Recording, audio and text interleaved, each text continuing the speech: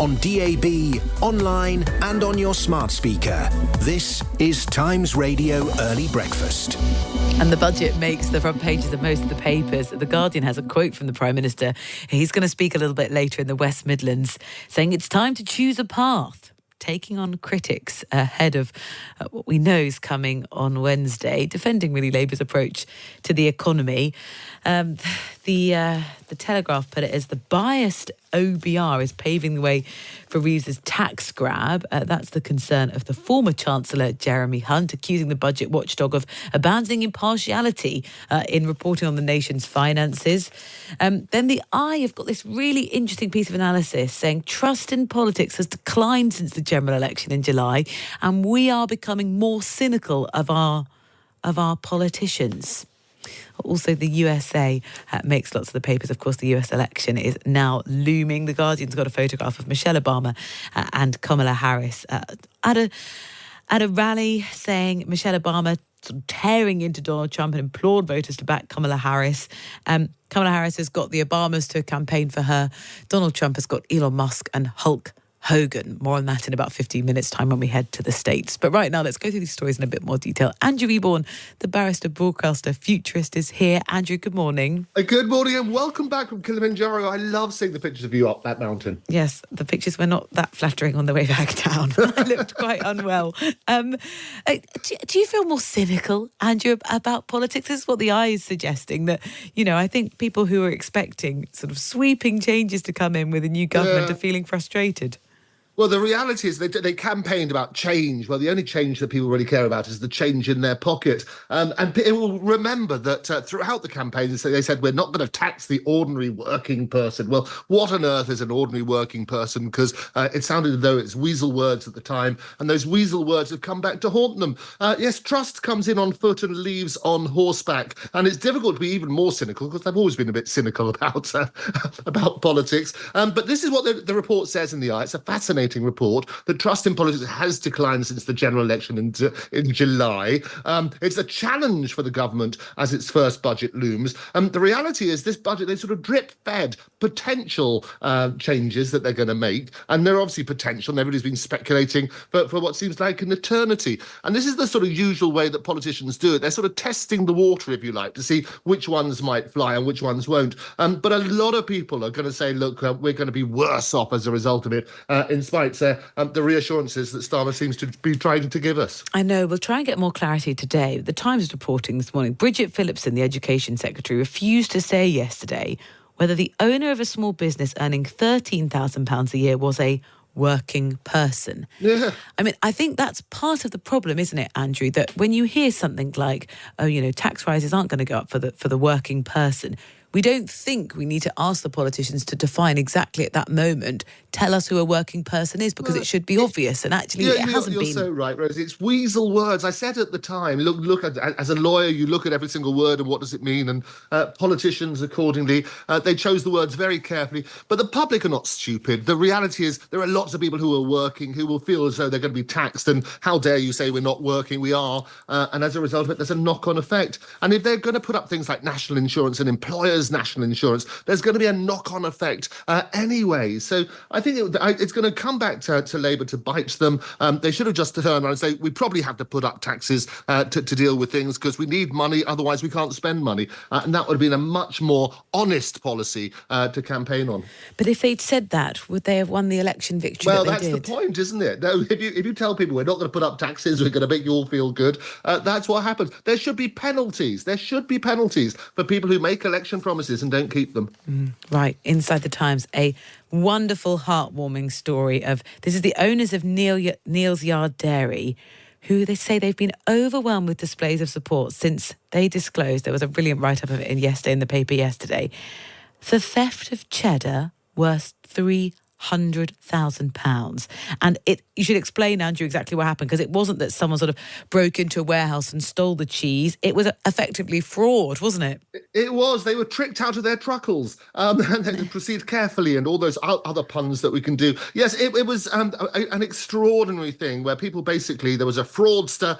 They assumed a real French cheese buyer's name and cited the legitimate food distributor that the person worked for, as well as a popular supermarket. And it began in July with an email from someone who appeared to have a deep knowledge of the 950 truckles of cheddar, Pirate's favourite cheese, obviously. Those are the uncut wheels. And this is what happened. The great heartwarming thing about this, Rosie, is that everybody has sort of come around to Neil's Yard, which I know very, very well and love, to basically support them. So people as far afield as America and Germany, they flooded in to the wholesale and cheese retailers, Sarah Stewart, and say clearly British people love their cheese, but we've had a lot of people getting in touch. It seems like it's gone international. What I also love is that she has honoured her obligations to her little producers, some of whom are very small suppliers and so on and so forth. So she's paid them apparently, whilst obviously suffering herself. But I love it. It's a good, heartwarming story. It is, and a voicing. You think sort of head in hands, why would you send £300,000 worth of a product without it having been paid for? Yeah, no, you're absolutely right. And it's a warning to everybody. Every time we hear these fraud stories, and there are more and more and more, especially with AI and tricking people into thinking they're talking to a real person when it's actually a fraudster. The reality is exactly that. Every single person will look back and say, look, why on earth did I did that? The reality is people trust people too quickly. My advice is always question everything. And this is yet another example. Whoever put in the order was impersonating sort of a well-known distributor in Europe. Neil's Yard was supposed to be paid within a week of delivering the cheese, but then the company's inquiries just not met. And proceed carefully is the advice I give to cheesemakers. As ever. Should we proceed carefully with Elon Musk? We're going to hear a little bit from him in about 10 minutes' time because he's been supporting very passionately Donald Trump. The Times are talking about his plans to send so many of us to Mars. What is his vision and how likely is it to be executed? Well, the great thing is I have Elon Musk's father, Errol, on my show every single day, the Andrew Eborn Show, more platforms than Paddington. And it's wonderful. We talked about this. Elon thinks absolutely we must go and explore other planets. He's talked about Mars. He's had a phenomenal success with the rocket that went up and managed to get caught on the way down again. Trump, if elected, has volunteered, and he's basically said that we will absolutely send people up to Mars before the end of my term if I am re-elected. But what they're saying in this wonderful thing is from Tom Whipple, who's the science editor at the Times. He said, look, there's a number of reasons why it may not work, not least that he thinks that the circumstances where people live up on Mars are not very conducive to breeding. So he's saying that it might be possible we've got 98 people, but they've got to meet the right partners. But also they're not quite sure if pregnancy would work up there because of gravity, about it's 40% of the Earth. It may impede development of embryos and so on and so forth. And he also makes the brilliant point that if you've got 98 people all in a little confined space, they might get a bit grumpy with each other. And that could cause issues as well. Yeah, 98 is supposed to be the number of people that if everyone mated with specifically the right person, that might be enough genetic variation in starting the population. 98 does feel quite small. It's a brilliant read from Tom to just kind of unpick some of the problems with Elon Musk's plan to to populate Mars. It's a lovely idea, though, and seismic advances. If you saw that wonderful rocket going up and being caught again, we're going to explore other planets. As I always said, the next few years are going to be fascinating in terms of what's happening. Good to have a bit of optimism, but not necessarily when we're fooling ourselves. Inside the Times today, the majority of Britons are so optimistic about their weight and the state of their health, it could actually be putting them at risk of complications.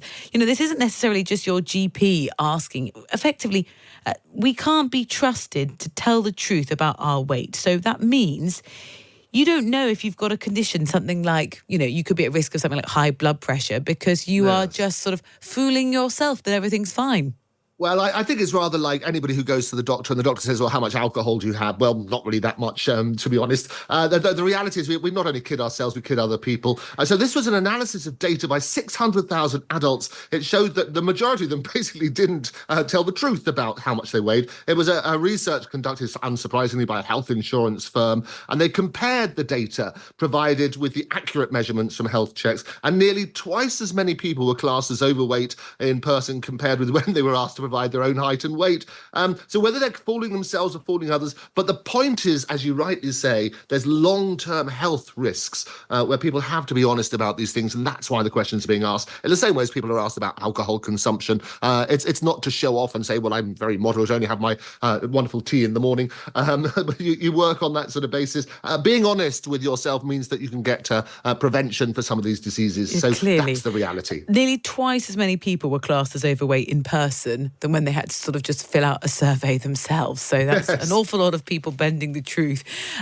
Front page of the Daily Telegraph, we've talked a lot about sort of like pupil absenteeism in schools, but they're talking about teachers. Nearly 14,000 teachers in England called in sick every day last year. Each teacher who took sick leave reported an average of 8 days off. I mean, I wonder how sort of that is compared to the average amount of time people take time off. What do you think is actually going on here, Andrew? Well, I think it raises all sorts of questions about the pressures put on teachers. As you said, it equates to almost 13,700 teachers calling in sick on any given day during the 190 days of term teaching. There are huge pressures put on teachers. What we need to look at is, and I always advocate at any opportunity to do so, is in embracing artificial intelligence to help with that. We can make sure this is a sort of co-pilot, if you like, to help teachers in planning and education in the classroom and so on and so forth. And the more that we can embrace that, the more that the pressure will be eased on teachers as a result. But we do need to look at why this is. So it's not just about the alarming statistic, but why are they calling in sick? I'm sure most teachers, it's one of those vocational careers that you want to do the job. That's why you become a teacher. So if they're forced not to, I don't think they're pulling a sickie. I think they probably are legitimate concerns. And we need to look at the cause in that sort of instance. Yeah, exactly. Well, the pressure on teachers, we've talked about that time and time again, and even today in the news bulletin, we've all got pressure on nurses. We're going to talk a little bit later in about 20 minutes' time to the TUC about, our public services, what kind of support they need from the Chancellor in the budget. Final thing, Andrew, if you're going to work, inside the Times this morning, I think your bosses would expect that you were actually working during your working hours from home. Millions of home workers are napping on company time. Yes, this is what they've done. Nearly 1 in 10 Britain confessed to regularly taking a nap. So if they confess, some of the other 9 may not we be just telling talked the about truth. lying. The most popular time for a nap in the middle of your workday is between 3 and 4 p.m. Yeah, extraordinary. It means that an estimated 4.3 million people are napping on the clock, which could cost employers up to £500 million a week in lost productivity.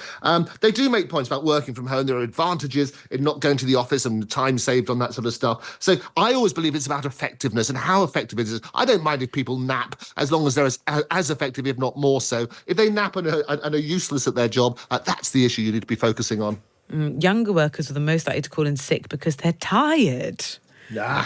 If someone rang to say, I'm not coming to work because I'm too tired, has anyone said that to you? Well, I think the excuses are hilarious, and they often do these sort of things. No, I go back to what I said beforehand. People need to be effective. I think there's a real advantage in working from home. But what it's going to do is going to advance the alternatives. If your job can be done while you're working from home, it means it can be done from somebody in another country who may be more effective and more less expensive, rather.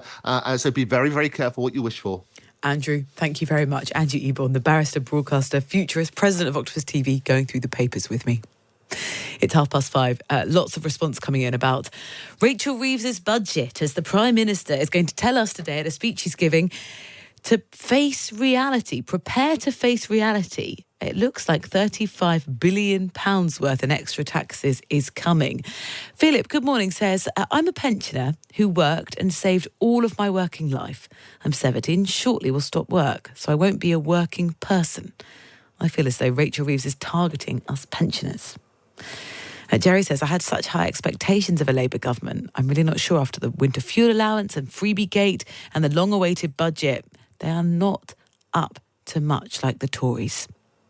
What do you want from the budget? Do you have this sort of nervous anticipation for it? And as I've been talking about, as trust in politicians declines over the last 4 months, that's since Labour have been in power, do you trust the Labour government with the economy? You can WhatsApp me, 0333 003 2353. More to come after the news with Tom Noonan. Across the UK, on DAB, online and on your smart speaker. This is Times Radio. Thank you, Rosie. Good morning. Sir Keir Starmer will warn the country has to face the harsh light of reality in his government's first budget. The Prime Minister will use a speech later to prepare the public for up to £35 billion worth of new taxes, announced on Wednesday.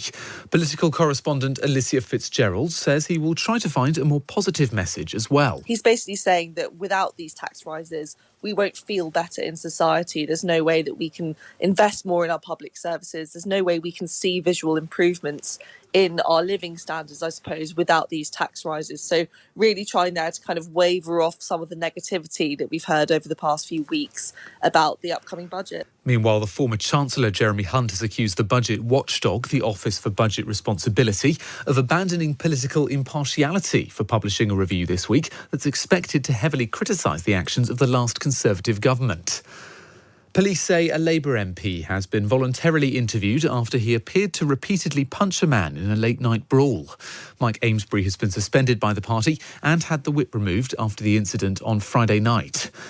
Donald Trump has held a big rally at Madison Square Gardens Arena in New York City just over a week before the US presidential election. The event, featuring the wrestler Hulk Hogan, took place as the former president's opponent, Kamala Harris, hit the campaign trail in the swing state of Pennsylvania. Tensions in the Middle East appear to have calmed after Iran's leader refrained from directly threatening Israel in his first remarks since rocket attacks over the weekend. Meanwhile, Israel's Prime Minister Benjamin Netanyahu says his country's airstrikes achieved all their objectives. And the far-right activist Tommy Robinson is due to appear before a judge later for a hearing over contempt of court claims. Remember, for a news bulletin when you want one, you can follow the Times News Briefing on any podcast platform. This is Times Radio. What makes a hero? Fearlessness in the face of danger? Hair that's perfect after flying through a burning building? Colourful tights? Or is it making everything possible, working tirelessly to make the financial year end? No thought for anything but the success of your clients. Yes! The hero is you, accountants and bookkeepers everywhere. And QuickBooks accounting software is here to support you. Intuit QuickBooks. For the hero behind the heroes. You never forget the dogs you've loved. They have the power to steal our hearts, to love us unconditionally, and be there for us when we need them most, without saying a word. You understand how a dog can change a life. A guide dog can transform the life of someone living with sight loss. Will you help change someone else's life with a gift in your will to Guide Dogs? Request our free will guide today. Search Guide Dogs Free Wills. Guide Dogs. Listen to Times Radio on your smart speaker. Just say, play Times Radio. Across the UK, on DAB digital radio, on the free Times Radio app, and on your smart speaker. This is Times Radio.